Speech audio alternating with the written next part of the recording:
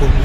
এই ঘটনাটি আমাকে লিখেছেন সায়েদ নামের একজন লিসেনার, এবং তিনি আমাকে লিখেছেন রংপুর থেকে। তো আজকের যে ঘটনা, সেই ঘটনাটি প্রায় 60 থেকে 70 বছর আগের একটা স্টোরি বলা যায়, আগের একটা কাহিনী। তখন আসলে বাংলাদেশ বলতে তেমন কোনো কিছুই ছিল না, পুরোটাই ছিল অবিভক্ত বাংলা। এবং এই ঘটনাটি সেই সময়কালের, এবং ঘটেছিল সায়েদদের এলাকাতে, মানে তাদের গ্রামেই। এবং তিনি এই কাহিনীটি কিন্তু শুনেছিলেন তার দাদার মুখেই। তো যাই হোক, সরাসরি মূল কাহিনীতে চলে যাচ্ছি। তো তাদের যে গ্রাম, সায়েদদের দাদাদের গ্রাম, তো সেই গ্রামে তখনকার সময়ে আর কি খুব বেশি মানুষের বসবাস ছিল না, 100-200 পরিবার হবে, এরকম মিলিয়ে একটা ছোটোখাটো গ্রাম ছিল। তো সব কিছু ভালোভাবেই চলতেছিল, গ্রামের পরিবেশ যেমন হয়, গ্রামের মানুষজন যেমন হয়, সব কিছু নর্মাল ছিল এবং সব কিছু ওভাবেই চলতেছিল। এবং সায়েদের যে দাদা, তিনি ছিলেন গ্রাম প্রধান।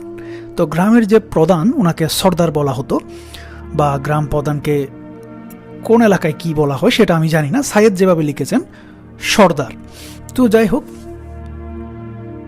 ওই সময়কালে একটা প্রবলেম হঠাৎ করে দেখা দেয়, সেটা হচ্ছে একটা রোগ বা একটা মহামারী আকারের একটা রোগ পুরা গ্রামের মধ্যে ছড়িয়ে যায়, এবং যার কারণে গ্রামের অনেক মানুষ অসুস্থ হয়ে পড়ে, এবং এরই মধ্যে প্রায় 20-25 জন মানুষ মারাও যায়। তো ওই সময়কালে তো তেমন আসলে ভালো চিকিৎসার ব্যবস্থা ছিল না, বা ভালো কোনো ডাক্তার ছিল না, ভালো কোনো ট্রিটমেন্ট যে করবে ওই রকম কিন্তু অবস্থানও ছিল না। মানুষের একমাত্র ভরসা ছিল গ্রামের কোনো কবিরাজ থাকলে, বা ঔষধি কোনো চিকিৎসার ব্যবস্থা থাকলে, ভেষজ কোনো চিকিৎসা থাকলে সেটার শরণাপন্ন হওয়া। অন্য একটা ব্যবস্থা ছিল, সেটা ছিল যাদের সামর্থ্য ছিল তারা শহরের দিকে চলে যেত, শহরে গিয়ে চিকিৎসার ব্যবস্থা করত। তো সেই সময়কালের যেহেতু রাস্তাঘাট, যোগাযোগ ব্যবস্থা সব কিছুই যেহেতু খুব করুণ ছিল, সবার পক্ষে আসলে সম্ভব হতো না তাদের অসুস্থ আত্মীয় স্বজন, অসুস্থ পরিবার বর্গকে নিয়ে অত দূরে শহরে গিয়ে আসলে চিকিৎসা করানোর।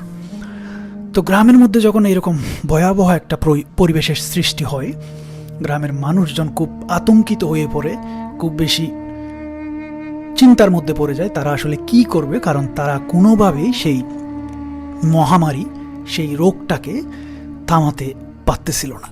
তো রোগটা ছিল অনেকটা এরকম যে সুস্থ সবল মানুষ হঠাৎ করেই ডায়রিয়ার একটা লক্ষণ দেখা দিত, এবং সেটা আস্তে আস্তে কলেরার দিকে রূপ নিত, এবং একটা সময় খুব অল্প সময়ের মধ্যেই লোকজন মারা যেত। তো গ্রামের প্রধান যেহেতু সায়েদের দাদা ছিলেন সর্দার, ওনার কাছে সবাই চলে আসেন যে সর্দার, আমরা কি করতে পারি, আমাদের কোনো একটা বুদ্ধি দেন, বা আমাদের কোনো একটা পরামর্শ দেন। এভাবে করতে থাকলে তো, এভাবে মারা যেতে থাকলে গ্রাম তো উজাড় হয়ে যাবে। উনিও আসলে কি করবেন বুঝতে পারতেছিলেন না। সায়েদের দাদা তিনিও খুব দুশ্চিন্তার মধ্যে পড়ে যান ওনার গ্রামবাসীদেরকে নিয়ে। তারপরও তিনি ওনার গ্রামবাসীদেরকে সান্ত্বনা দেওয়ার চেষ্টা করেন, এবং খুব বেশি চিন্তা করতে থাকেন আসলে তিনি কি করবেন, কারণ গ্রামের মানুষজন এত দুর্ভোগের মধ্যে আছে, এত কষ্টের মধ্যে আছে, কিন্তু তিনি তার গ্রামবাসীর জন্য কোনো কিছুই করতে পারতেছিলেন না। এমন সময় এরকম একটা দিনের একটা বিকালে উনি ওনাদের গ্রামের পাশ দিয়ে যে নদীটা বয়ে গিয়েছিল, সেই নদীর পাড়ে একা বসেছিলেন। আসলে উনি চিন্তা করতেছিলেন গ্রামের মানুষজনদের জন্য কি করা যায়। এরকম একটা মোমেন্টের মধ্যে উনি দেখেন নদীর ওই পাড় থেকে, মানে একটা ছোট ডিঙ্গি নৌকাতে করে একজন লোক এই পাড়ের দিকে আসতেছেন। দেখে অনেকটা মনে হচ্ছে শহর থেকে আসা কোনো একজন মানুষ। তো উনি ওইদিকে তাকিয়ে থাকেন এবং দেখতে থাকেন এই লোকটাকে, বা ওনাদের গ্রামে আসতেছেন কেন, এই ইন্টারেস্টটা নিয়ে উনি ওয়েট করতে থাকেন নদীর এই পারে। এবং নৌকার যে মাঝি, তিনি একটা সময় ওই লোকটাকে নিয়েই নদীর এই পারে আসেন। এই পারে আসার পর নৌকার মধ্যে থাকা লোকটা নেমে যান, এবং ওই যে মাঝি, তিনি কোনো কথা না বলেই নৌকাটা ঘুরিয়ে আবার উল্টো পথে চালাতে শুরু করেন। এই লোকটা যেটা নৌকার মধ্যে ছিল তিনি নেমে সাইদের দাদাকে সালাম দেন, আদাব দেন এবং তিনি বলেন যে আমি খবর পেয়েছি আপনাদের গ্রামে একটা মহামারী চলতেছে, সেজন্য আমি চেষ্টা করব আমি আপনাদের গ্রামের মানুষজনের চিকিৎসা করতে। তো সাইদের দাদা এই কথা শুনে খুব অবাক হন এবং তিনি জিজ্ঞেস করেন আপনি কি কোনো ডাক্তার কিনা? তখন তিনি বলেন হ্যাঁ, আমি একজন গ্রাম ডাক্তার এবং আমি শুনেছি আপনাদের গ্রামের মানুষজনের এই দুর্ভোগ। সাইদের দাদার তো আসলে তখন খুশির কোনো সীমা থাকে না, কারণ গ্রাম প্রধান হিসেবে ওনার যে টেনশনটা ছিল, ওনার যে চিন্তাটা ছিল গ্রামের মানুষের এই দুর্ভোগে, এই অবস্থায় একজন ডাক্তার মানে ওনার কাছে আসলে ফেরেশতার মতো একটা বিষয়। তো উনি একদম খুশি হয়ে যান এবং ওনাকে বুকে জড়িয়ে নেন। তারপর বলেন চলেন আপনি আমার বাড়িতেই থাকবেন এবং আমার বাড়িতে খেয়ে দিয়ে আপনি আমার গ্রামের মানুষজনদের সেবা করবেন। তো ওই লোকটা, ওই ডাক্তার তখন সাইদের দাদার সাথে ওনার বাড়িতে চলে যান এবং সেদিন রাতে খাওয়া দাওয়া করেন। তবে তিনি সাইদের দাদাকে একটা শর্ত দেন যে আমি আপনার গ্রামের লোকজনদের চিকিৎসা করব, সেক্ষেত্রে আমাকে ছোট একটা চেম্বার করে দিতে হবে, ছোট একটা ঘর করে দিতে হবে, আমি কারো বাসার মধ্যে থাকবো না, আমি আমার মতো করেই থাকবো এবং সেই জায়গার মধ্যেই রোগীরা আসবে, আমি সেখানেই চিকিৎসা দিব। তো সাইদের দাদা তিনি বলেন কোনো সমস্যা নাই, আমি কালকেই আপনার থাকার ব্যবস্থা করতেছি, আমি আপনার জন্য কালকেই একটা ঘর করে দিব, চেম্বার করে দিব, যেখানে আপনি আপনার চিকিৎসা সেবা দিতে পারবেন। এবং সকালবেলা তিনি ওনার গ্রামবাসীদের সাথে এই কথা শেয়ার করেন যে একজন ডাক্তার ওনাদের গ্রামে এসেছেন। এই কথা শুনে আসলে গ্রামের প্রত্যেকটা মানুষ খুব খুশি হন এবং সবাই মিলে সেই ডাক্তারের জন্য একটা ঘর করে দেন এবং একটা চেম্বারও করে দেন। তো ওই চেম্বারের মধ্যে বসেই ডাক্তার সাহেব তিনি মানুষের সেবা দেন, সেবা দেওয়া শুরু করেন। সেই সাথে তিনি মানুষের বাড়িতে বাড়িতে গিয়েও বিভিন্ন ধরনের চিকিৎসা সেবা দিতে থাকেন। এভাবে আস্তে আস্তে প্রায় মাসখানেক যাওয়ার পর তিনি পুরো গ্রামের যত রোগাক্রান্ত মানুষ ছিলেন সবাইকে ওষুধ দেন, সবাইকে চিকিৎসার ব্যবস্থা করেন এবং ওই গ্রামের যে মহামারী ছিল তিনি আস্তে আস্তে সেটা কমিয়ে আনেন। গ্রামের মানুষজন আসলে কত বেশি কৃতজ্ঞ, কত বেশি থ্যাঙ্কসফুল ছিল ওনার পক্ষে, ওনার প্রতি, সেটা আসলে বলে বোঝানোর কোনো ভাষা রাখে না, আপনারা বুঝতেই পারতেছেন। এবং একটা সময় ওই ডাক্তার পুরো গ্রামের চোখের মণি বা পুরো গ্রামের খুব বেশি একজন আপন মানুষ হয়ে ওঠেন। তো এক সময় পুরো মহামারীটা সেরে ওঠে, কিন্তু ডাক্তার তখনও ওই গ্রামের মধ্যে রয়ে যান এবং গ্রামের সব মানুষজন ওনাকে অনুরোধ করেন যে ডাক্তার সাহেব আপনি আমাদের এত বড় একটা বিপদের মধ্যে সাহায্য করেছেন, তা আমরা চাই আপনি আমাদের গ্রামেই থেকে যান এবং আমাদের সেবা যত্ন করেন, আপনার সব সময় পাশে থাকবো এবং আপনার যত কিছু লাগে, যত কিছু সাহায্য দরকার বা আপনার যদি টাকা পয়সাও লাগে সেটার আমরা ব্যবস্থা করব। তো ওই ডাক্তার তিনি বলেন না, আসলে আমি আমার সেবার জন্য, আমার চিকিৎসার জন্য আমি কখনো কারো কাছ থেকে টাকা নিই না, আমি আপনাদের কাছ থেকেও কোনো টাকা নিব না, আমি যতদিন পারি আপনাদের পাশে থাকব এবং আপনাদের চিকিৎসা সেবা দিয়ে যাব। তো এভাবেই গ্রামবাসীদের সাথে একটা ভালোবাসার সম্পর্ক হয়ে যায় ওই ডাক্তারের, এবং ডাক্তার এভাবে প্রায় বছরের পর বছর সেই গ্রামে চিকিৎসা দিতে থাকেন এবং ওখানে জীবনযাপন করতে থাকেন। যাই হোক, জীবনযাপন করার জন্য ওনার যে টাকা পয়সার দরকার হতো বা নিত্য প্রয়োজনীয় যে জিনিসগুলোর ব্যবস্থা করা দরকার ছিল সেগুলা দিয়ে আসলে গ্রামবাসীরা সাহায্য করতো এবং কিছু কিছু ক্ষেত্রে ওনাকে টাকা পয়সাও গ্রামবাসী দিত, কিন্তু সেটা খুব অল্প পরিমাণে। ডাক্তার খুব বেশি একটা টাকা পয়সা নিত না, কিন্তু ওনার চলার জন্য যে টাকা পয়সাটা দরকার উনি হয়তো মাঝে মধ্যে সেটা নিতেন। তো যাই হোক, সব কিছু এভাবে ঠিক মতো চলতেছিল। এরই মধ্যে একজন লোক গ্রামের মধ্যে আসেন। সেই লোকটা ওই গ্রামের কেউ ছিল না, কিন্তু ওই গ্রামে এসেই বসত করেন গ্রামের একটা সাইডে। এবং লোকটাকে মানে আসলে গ্রামের মানুষজন খুব বেশি একটা পছন্দ করতো না, কারণ প্রথম থেকে ওই লোকটা গ্রামের মানুষদের সাথে খুব একটা বেশি আন্তরিক না এবং খুব একটা বেশি মেশে না, এবং গ্রামের লোকজনদের কাছেও ওনাকে কেমন জানি সন্দেহজনক মনে হয়। একদিন সেই লোকটা নাকি অসুস্থ হয়ে পড়েন এবং অসুস্থ হয়ে সেই ডাক্তারের কাছে যান চিকিৎসা নিতে। এবং ডাক্তার যখন ওই লোকটার চিকিৎসা দিচ্ছিলেন তখন সায়েদের দাদা সেই চেম্বারে বসে ডাক্তারের সাথে আলোচনা করতেছিলেন, আড্ডা দিচ্ছিলেন। এমন সময় ওই লোকটা যায়। আগেই বলে রাখি, ডাক্তারের সাথে কিন্তু সায়েদের দাদার যেহেতু প্রথম দেখা এবং সায়েদের দাদা যেহেতু ওনাকে গ্রামে ওয়েলকাম করেন, সেহেতু সায়েদের দাদার সাথে ডাক্তারের একদম বন্ধুত্ব সুলভ একটা সম্পর্ক ছিল, বলতে গেলে ক্লোজ ফ্রেন্ডের মতোই ছিলেন ওনারা। তো সায়েদের দাদা পাশেই বসে আছেন ডাক্তারের। এমন সময় ওই যে গ্রামের নতুন আসা লোকটা ওনার কাছে আসেন এবং এসে যখন ওনার রোগের কথা বলেন তখন ডাক্তার জাস্ট ওনার দিকে কিছুক্ষণ তাকিয়ে থাকেন এবং তাকিয়ে থেকে বলেন, আপনি তো মানুষ ভালো না। তো ওই লোকটা তখন খুব রেগে যায় এবং রেগে গিয়ে বলে, মানে আপনি কি বলতে চাচ্ছেন আমি মানুষ ভালো না? মানে আপনি একজন ডাক্তার মানুষ, আপনি মানুষের সেবা দেন, আমি অসুস্থ হয়ে আপনার কাছে আসলাম, আপনি কোথায় আমার চিকিৎসা করবেন সেটা না, আপনি আমাকে বলতেছেন আমি মানুষ ভালো না।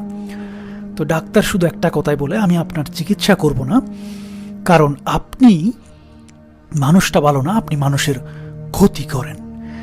তো এরকম যখন ওনাকে ভর্ৎসনা করেন, সেই লোকটা আসলে খুব রাগারাগি করেন এবং ওই যে ডাক্তার ওনাকে এক প্রকার হুমকি দমকি দিয়ে ওনাকে এক প্রকার গালাগালি করে সেখান থেকে তিনি চলে যান। তো সায়েদের দাদা তিনি কিছুই বুঝতে পারেন না। ওই লোকটা যখন চলে যায় তখন ডাক্তারকে জিজ্ঞেস করেন, ডাক্তার সাহেবকে, যে ডাক্তার সাহেব আপনি এই লোকটাকে খারাপ বললেন, আপনি কি ওনাকে চিনেন নাকি?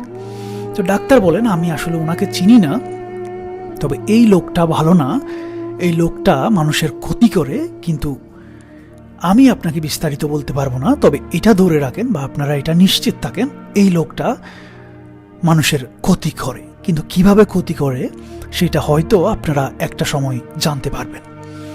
তো সায়েদের দাদা তিনি খুব কিউরিসিটি ফিল করেন, বাট কোনো কিছুই মেলাতে পারেন না। ডাক্তার এরকম মন্তব্য করলেন কেন একটা অপরিচিত মানুষকে নিয়ে?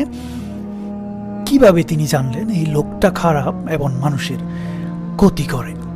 যাই হোক, এরই মধ্যে ওই যে লোকটাকে ডাক্তার সাহেব ভর্ৎসনা করেছিল, সেই লোকটা ছিল আসলে একজন কালো জাদুকর। তিনি করেন কি, ডাক্তার সাহেবের উপর রেগে গিয়ে সেই ডাক্তারকেই কালো জাদু করে বসেন। তো কালো জাদু করে যখন বসেন, ডাক্তার সাহেব আসলে সময়ের সাথে সাথে একটু একটু অসুস্থ হয়ে পড়েন। তিনি নিজেও যেহেতু ডাক্তার, সেহেতু গ্রামের মানুষজন মনে করেন হয়তো উনি নিজের চিকিৎসা নিজে করতে পারবেন, নিজেকে ওষুধপত্র দিয়ে ঠিক করে নেবেন। কিন্তু ডাক্তার সাহেব আসলে সুস্থ হতে তা পারে না। উনি দিন দিন আরও বেশি অসুস্থ হয়ে যান এবং ওনার একটা সময় অবস্থা খুব বেশি করুণ হয়ে যায়। তো ওনার অবস্থা যখন খুব করুণ, তিনি সায়েদের দাদাকে বলেন যে দেখেন, আমি আসলে শারীরিকভাবে খুব অসুস্থ বোধ করতেছি, খুব বেশি খারাপ অবস্থা আমার, আমি চাই না এই মুহূর্তে আমি এখানে থাকি, আমি চাই আমার পরিবারের কাছে এই মুহূর্তে একটু গিয়ে সময় স্পেন্ড করে আসি। তো সায়েদের দাদা তিনি বলেন, সমস্যা নেই, আপনার পরিবার কোন গ্রামে থাকে আমাদেরকে একটু বলেন, আমরা আপনাকে নিয়ে যাব এবং সেখানে আমি আপনাদেরকে রেখে আসব। ডাক্তার বলেন যে আমার পরিবার এখান থেকে অনেক দূরে বসবাস করে, আপনারা কষ্ট করে আপনাদের অত দূরে যেতে হবে না, আমার পরিবারের কাছে আমি নিজেই চলে যাব। তো বলে রাখি, ডাক্তার কিন্তু এরই মধ্যে 4-5 বছর ধরে ওই গ্রামে বসবাস করতেছিলেন, কিন্তু কোনো দিনও গ্রামের লোকজন দেখেননি ডাক্তারের পরিবার তার সাথে দেখা করতে গ্রামে এসেছেন, বা ডাক্তার ওনার পরিবারের কাউকে ওই গ্রামে এনেছেন। মাঝে মধ্যে হতো কি, উনি হঠাৎ করে 2-1 দিনের জন্য কোথায় জানি চলে যেত এবং ফিরে এসে বলতো উনি ওনার পরিবারের সাথে দেখা করতে গিয়েছিলেন। যাই হোক, কিন্তু ওই দিন যেদিন ডাক্তার সাহেব চলে যাচ্ছিলেন অসুস্থ হয়ে, সেদিন ডাক্তার সাহেবের পেছন পেছন সায়েদের দাদা সেই নদীর পাড়ে যান এবং তিনি একটা জিনিস অবাক হয়ে দেখেন, ওনাকে পিক করতে, ওনাকে নিতে একটা নৌকা ঘাটের মধ্যে এসেছে এবং সেই নৌকাটা হচ্ছে আজ থেকে প্রায় 3-4 বছর আগে যখন ডাক্তার সাহেব প্রথম ওনাদের গ্রামে এসেছিল, যেই নৌকাটা করে এবং যেই নৌকার মাঝিটা সেদিন নৌকাটা নিয়ে এসেছিল, ঠিক সেই নৌকা, সেম নৌকা এবং সেই সেম নৌকার মাঝি আজকেও ডাক্তারকে নিতে এসেছে। উনি খুব অবাক হন যে এই লোকটা বা এই মাঝিটা কিভাবে খবর পেলেন ডাক্তার সাহেব অসুস্থ, এবং কিভাবে তিনি ওনাকে পিক করতে আসলেন এত বছর পরেও। পরবর্তীতে তিনি আবার চিন্তা করেন হয়তো ওনাদের কোনো আত্মীয় স্বজন হবে, ওনাদের পরিবারের বা আত্মীয় স্বজনদের মধ্যে কেউ হয়তো নৌকা চালান, সেজন্য হয়তো সে সময়েও তিনি এনেছিলেন এবং এখনও হয়তো ডাক্তার সাহেবকে বাড়িতে নিয়ে যাচ্ছেন। যাই হোক, এটা চিন্তা করে উনি আর তেমন বেশি চিন্তা করেননি। উনি ডাক্তার সাহেবকে বিদায় জানিয়ে উনি ওনার মতো দোয়া করে দিয়ে দেন যার ডাক্তার সাহেব সুস্থ হয়ে যান, এবং তিনি বলেন আপনি সুস্থ হলেই দ্রুত আমাদের কাছে চলে আসবেন। এইভাবে ডাক্তারকে বিদায় দেয়া হয়, এবং এভাবে আসলে সপ্তাহ চলে যায়, 15 দিন চলে যায়, প্রায় 1 মাস যাওয়ার পরও ডাক্তার সাহেবের যখন কোনো খোঁজ তারা পাননি, তখন তারা আসলে খুব দুশ্চিন্তার মধ্যে পড়ে যান। ডাক্তার সাহেবের হলো কি, তিনি কোথায় গেলেন বা উনি আসলে থাকেন কোথায়। তো সবাই খুব দুশ্চিন্তা করতে থাকে, কারণ ডাক্তার সাহেবের সাথে ওনাদের এত ভালো একটা সম্পর্ক, এত বছরের একটা সম্পর্ক, হঠাৎ করে ডাক্তার সাহেব হারিয়ে গেলেন। গ্রামের মানুষজন আসলে ওনাকে খুব মিস করতে থাকেন এবং ওনার জন্য খুব চিন্তা করতে থাকেন। এরই মধ্যে একদিন হঠাৎ করে সাইদের দাদা ভোর রাতে তিনি স্বপ্ন দেখেন, সেই ডাক্তার সাহেব ওনাকে স্বপ্নে বলতেছেন যে আসলে আপনাদের গ্রামে আমি আর হয়তো কোনোদিন ফিরে আসতে পারবো না, কারণ আপনাদের গ্রামে ফিরে গেলে আমার যে ক্ষতিটা হয়েছিল সেটা আবারও হয়ে যাবে। মানে আমি আপনাদের গ্রামে থাকলে অসুস্থ হয়ে পড়ব, বা ওখানে থাকলে আমি কখনো সুস্থ থাকতে পারবো না। তো স্বপ্নের মধ্যেই সাইদের দাদা ওনাকে জিজ্ঞেস করতেছিলেন, ডাক্তার সাহেব আপনি আমাকে বলবেন আপনার আসলে আমাদের গ্রামের সমস্যাটা কি? কেউ কি আপনার সাথে আপনার কোনো শত্রু আছে কিনা, বা আমাদের গ্রামে, বা আপনাকে কেউ হুমকি দিয়েছিল কিনা, এরকম জিজ্ঞেস করেন। তো ডাক্তার তখন তিনি বলেন, ওই দিন আমাদের চেম্বারে যে লোকটা এসেছিল উনি আসলে একজন কালো জাদুকর, এবং তিনি আমাকে কালো জাদু করেন যাতে আমি মারা যাই। কিন্তু ওনার যে কালো জাদুর ক্ষমতা তার চেয়েও আমার বেশি ক্ষমতা ছিল, যার কারণে আমি বিষয়টা সেরে নিতে পারি। কিন্তু উনি যে কালো জাদুটা করেন সেটা হচ্ছে, আমি যদি আপনাদের গ্রামের সীমানার মধ্যে বসবাস করি তাহলে আমি কখনো নর্মাল থাকতে পারবো না, আমি অসুস্থ হয়ে থাকব। তো ডাক্তারের এই কথা স্বপ্নের মধ্যে শুনে সাইদের দাদা খুব দুশ্চিন্তাগ্রস্ত হয়ে পড়েন, এবং তিনি স্বপ্নের মধ্যে ওনাকে খুব সহমর্মিতা দেখান, খুব দুঃখ প্রকাশ করেন, এবং তিনি বলেন আপনি কিভাবে এই কালো জাদুকরের কালো জাদুর কাছ থেকে মুক্তি পেলেন। তখন ডাক্তার বলেন আসলে আপনারা জানেন না, বা আপনাদের সাথে কখনো শেয়ার করা হয়নি, বা আপনারা কখনো বুঝতে দিইনি যে এত বছর আমি আপনাদের সাথে ছিলাম, আমি কিন্তু আসলে কোনো মানুষ ছিলাম না, আমি একজন জিন ছিলাম। এবং আমি আপনাদের গ্রামের এরকম দুর্ভোগের মধ্যে, একটা খারাপ অবস্থার মধ্যে দেখে, গ্রামের মানুষদের হাহাকার দেখে আমার খুব মায়া হয়েছিল, যার কারণে আমি আসলে আপনাদের গ্রামে চিকিৎসা করতে এসেছিলাম। তো আপনাদের গ্রামবাসীর ভালোবাসায় আমি আপনাদেরকে ছেড়ে যেতে পারিনি, অনেকটা বছর আমি আপনাদের সাথে থেকেছিলাম, এবং আপনাদের গ্রামবাসীর প্রতিও আমি কৃতজ্ঞ, আপনারা আমাকে এত বেশি ভালোবাসা দিয়েছেন। কিন্তু আসলে আমার পক্ষে আর আপনাদের গ্রামে ফিরে যাওয়া সম্ভব না, আপনারা সবাই আমার জন্য দোয়া করবেন। এইভাবেই উনি স্বপ্নের মধ্যে ওনাকে বিদায় দেন। তো সাইদের দাদা উনি গ্রাম সর্দার, গ্রাম প্রধান, তিনি সকালবেলা গ্রামের সব মানুষজনকে ওনার উঠানের মধ্যে ডেকে ওনার স্বপ্নের মধ্যে কি হয়েছিল এবং ডাক্তার সাহেব ওনাকে স্বপ্নে এসে কি বলেছিল সব কথাবার্তা উনি গ্রামবাসীর সাথে শেয়ার করেন। এই কথা শোনার পর আসলে গ্রামবাসী খুব বেশি কষ্ট পান, খুব বেশি ডাক্তার সাহেবের জন্য দুঃখ প্রকাশ করেন যে এরকম একটা ডাক্তার ওনারা হারিয়ে ফেলেছেন। কারণ এই ডাক্তারটা আসলে একজন জিন ছিল, কিন্তু ওনারা কোনো দিনও ফিল করতে পারেননি যে একজন জিন তাদের সাথে মিলেমিশে আছে এবং তাদেরকে চিকিৎসা দিচ্ছে। একজন সাধারণ মানুষের মতোই তিনি ওনাদের গ্রামে ছিলেন এবং সবাইকে সবার উপকার করে গিয়েছিলেন। এটাই আসলে গ্রামবাসীর কাছে অনেক বড় একটা বড় পাওয়া ছিল। যাই হোক, সবাই যখন বুঝতে পারে ডাক্তারের চলে যাওয়ার পেছনে ওই কালো জাদু কর বা ওই কালো জাদুর লোকটারই হাত, তখন গ্রামবাসী আসলে খুব বেশি উত্ত্যক্ত হয়ে যায় এবং মানে খুব বেশি রেগে যায়। সবাই ছুটে যায় সেই কালো জাদুকরের বাড়ির দিকে। এবং সেই সময়ে ওই কালো জাদুর যে লোকটা কালো জাদু করতো সেই লোকটা বাড়িতে ছিল না। তবে গ্রামবাসীরা যখন মানে রেগে গিয়ে ওই বাড়ির মধ্যে ওনাকে পায়নি, ওনারা করে কি বাড়িটা ভাঙচুর করে এবং বাড়ি ভাঙচুর করার পর দেখে সেই কুড়ে ঘরের মধ্যে বিভিন্ন ধরনের হাড়গোড়, বিভিন্ন কঙ্কাল এবং বিভিন্ন ধরনের ফ্লোরের মধ্যে আঁকিবুকি, যেগুলো আসলে জাদুবিদ্যার মধ্যে করা হয়। এবং স্পষ্ট হয়ে যায় আসলে এই লোকটা খুব খারাপ একজন জাদুকর ছিল এবং খুব খারাপ একজন লোক ছিল। যেভাবে ডাক্তার সাহেব বলেছিল এই লোকটা খারাপ এবং এই লোকটা মানুষের ক্ষতি করে, সেটা আসলে গ্রামবাসীর কাছে খুব বেশি পরিষ্কার হয়ে যায়।